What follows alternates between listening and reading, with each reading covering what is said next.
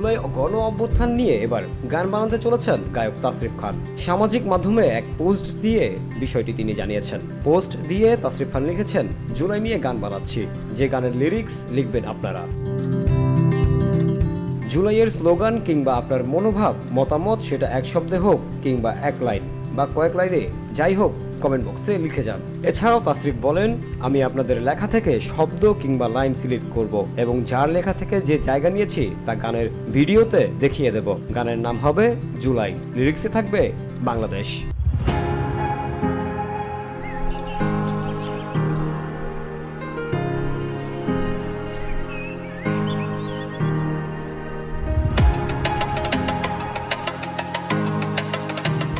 গত মাসেই তাসরিফের নতুন গান মুক্তি পেয়েছে।